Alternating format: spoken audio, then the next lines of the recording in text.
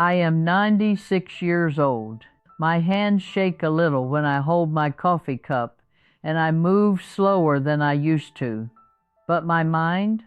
My mind is a vast library of everything I have ever seen, everyone I have ever loved, and perhaps most importantly, everyone I have ever lost. People come to me now, mostly my great-grandchildren or the occasional young neighbor, and they ask me about the secret to a long life. They ask about my diet, my exercise routine, or how I managed to stay married to my husband Arthur for over 5 decades before the world took him from me. But nobody asks me about the silence. Nobody asks me about the empty spaces in the photo albums where certain faces should be, but aren't. And that is a profound shame. Because if I could reach through this screen and grab you by the shoulders, gently, because I'm old, but firmly, I would tell you about the most dangerous, soul-rotting addiction in the world. It isn't alcohol. It isn't gambling. It isn't even that glowing little phone you have in your hand every 3 minutes. The most dangerous addiction, the one that stole more joy from my life than any tragedy, war, or illness ever could, is the addiction to being right. I spent 30 years of my life waiting for an apology that never came. 30 years of my prime, wasted on the altar of my own pride. And I'm going to tell you exactly what that cost me, so you don't have to pay that same staggering bill at the end of your road. Let me take you back to 1963. I was 35 years old, full of energy and certain that I knew exactly how the world worked. I had a sister named Eleanor. She was 2 years younger than me, but she was the firecracker of the family. I was the sensible one, the planner, the one who followed the rules and kept the peace.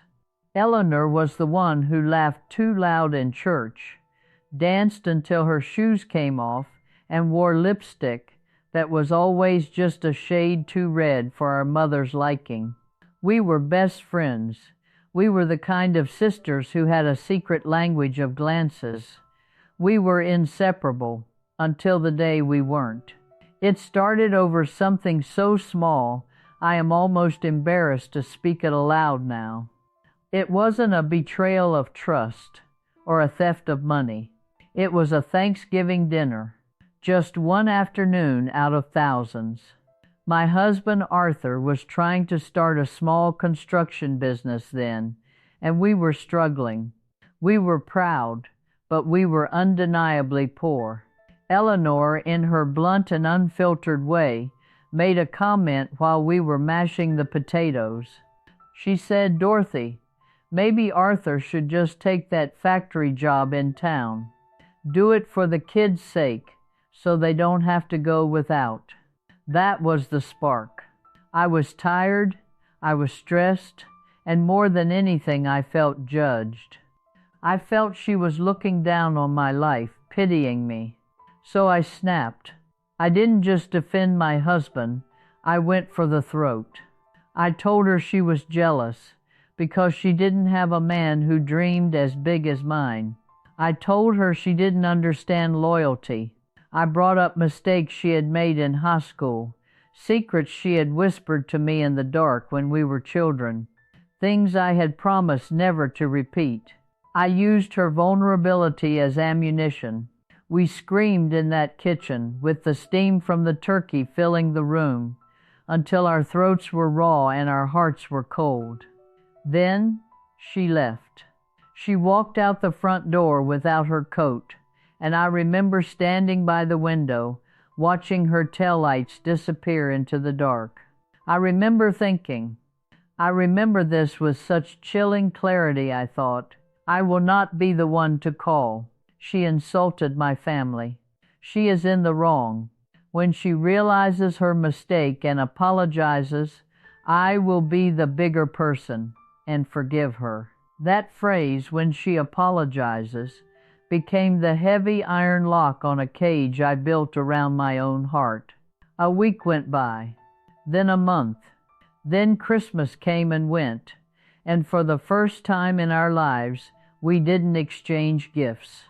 My mother tried to intervene, begging me to just pick up the phone, but I held my ground like a soldier in a trench. I wrapped myself in my righteousness like it was a warm, protective blanket. I told myself I was setting boundaries. I told myself I was demanding respect. I used all the fancy words people use today to justify being stubborn. But the truth was much uglier. I was just protecting my ego. I was addicted to the feeling of being the wrong party. The years began to blur. 1963 turned into 1970. Then 1980.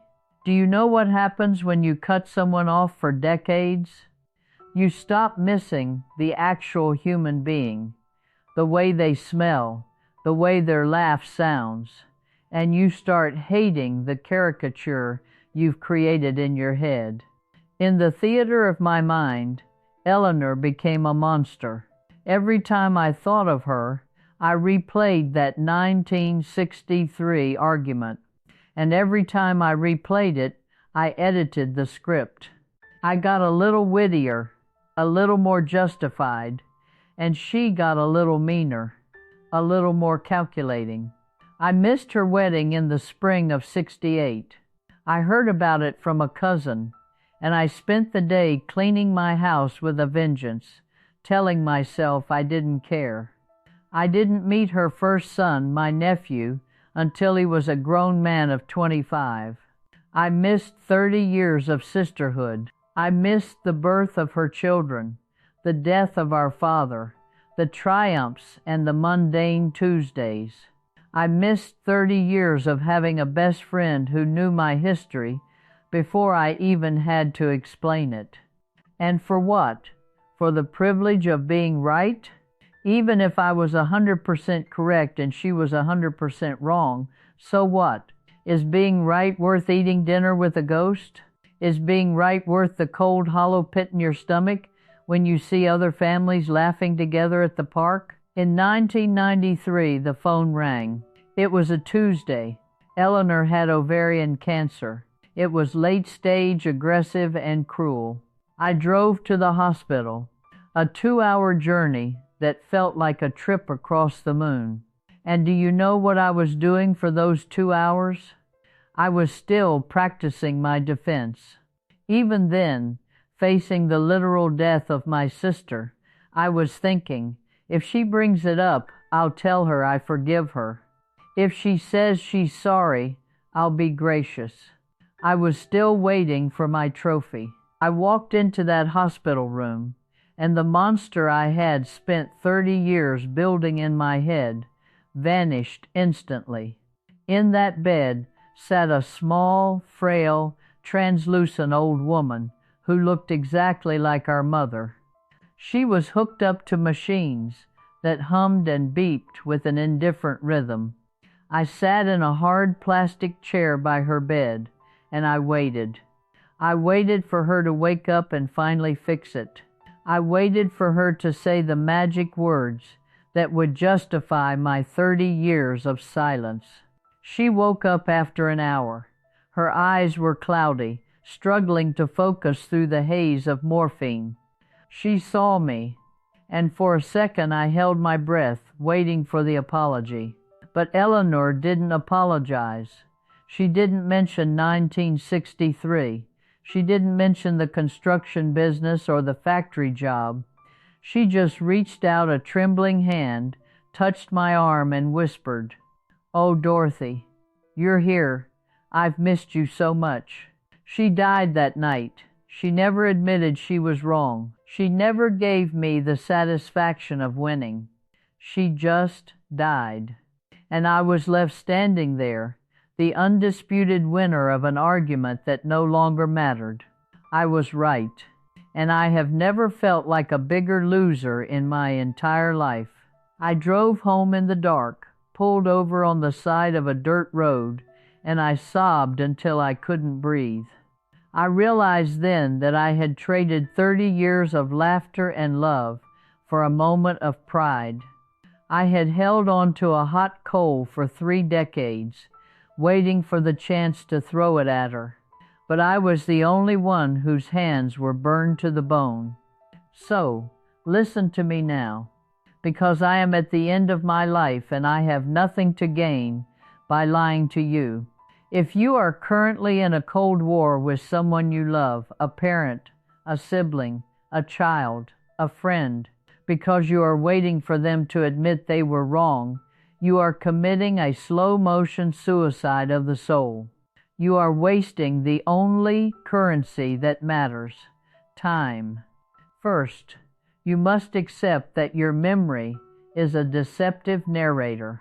You think you remember exactly what was said and how it was said. You don't. Science tells us that every time we recall a memory, we change it. We polish our own halo and we sharpen the other person's horns.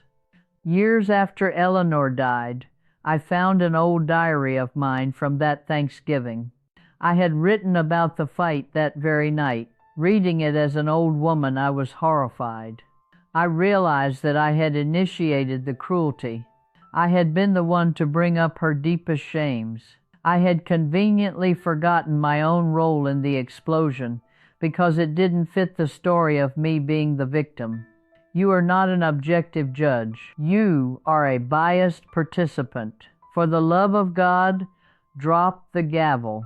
Second, understand that the apology you are craving is a mirage. You think that if they say I'm sorry, a light will turn on and the pain will leave your body. It won't. The pain doesn't come from the original wound anymore. It comes from the infection of the silence. It comes from the years of missing them. Forgiveness is not something you grant someone because they've earned it through penance. Forgiveness is the act of unhooking yourself from a dead weight so you can swim to the surface. You don't forgive them for their sake. You do it so you don't have to carry their ghost around like a backpack full of stones. Third, most people are simply doing the best they can with the broken tools they were given. This took me nearly a century to grasp. Most people aren't trying to be villains in your story. They are just struggling to be the heroes of their own. Eleanor wasn't trying to belittle me. She was a younger sister who was scared for her nephews and expressed it with the clumsiness of a 33-year-old. When you attribute malice to people, you create an enemy. When you attribute fear or inadequacy, you create room for compassion. Look at the person you're mad at. Are they truly evil? Or are they just a messy, imperfect human who made a mistake, just like the dozens you've made? Fourth, being right is the loneliest destination on earth. You can be right, or you can be in a relationship, but you rarely get to be both at the same time. I see people today ending friendships over a social media post, or a political disagreement, or a perceived slight in a text message. They think they are being principled. They think they are standing for truth. But at the end of your life, truth won't hold your hand in the hospital. Principles won't call you on your birthday. My husband Arthur, who was much wiser than me, used to ask during our small spats, "Dorothy, do you want to win this point, or do you want to go to sleep happy?" I used to think that was a sign of weakness. Now I know it was his greatest strength.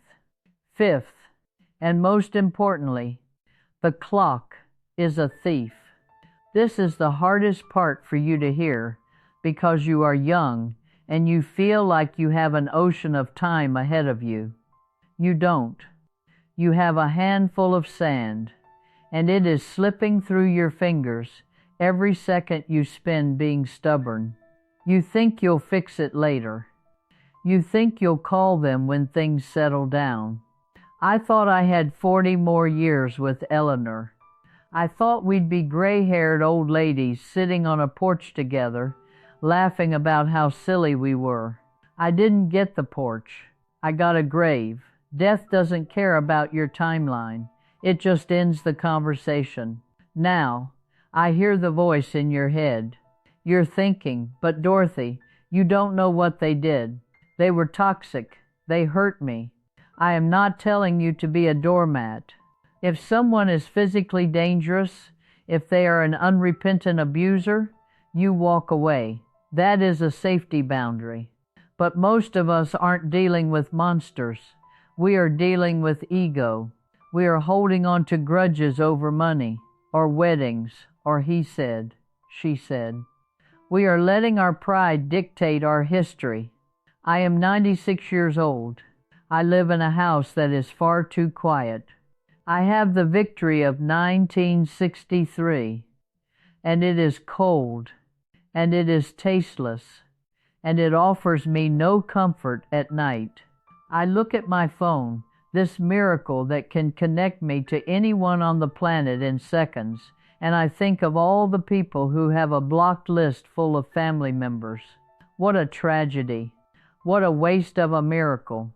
If you are reading this, and there is a name that makes your chest tighten, a person you haven't spoken to in months or years because it's their turn to call, I am begging you to swallow your pride. It tastes like ash going down, I know. It feels like losing. But I promise you it is the only way to truly win. Send the text. Make the call. Say I don't care who was right anymore. I just miss you. Own your part of the mess, even if it was only 5%. Be the one who stops the cycle. When Arthur and I got older, we made a pact. Whenever we were angry, we would just reach out and hook our pinky fingers together. We called it the lifeline. It meant, I am still mad at you, but I love you more than I am mad. We did that until the day he died. Don't wait until the machines are beeping. Don't wait until you're standing over a casket realizing that all the things you were right about don't mean a thing. Love is the only thing that remains when the lights go out. Everything else, the arguments, the pride, the winning, is just noise. My tea is stone cold now, and Mildred the cat is staring at me, wondering why I'm being so dramatic. But I'm 96, and I'm allowed to be dramatic. I'm going to go call my grandson now. I'm not going to tell him he should visit more. I'm just going to tell him I love him, because later never comes.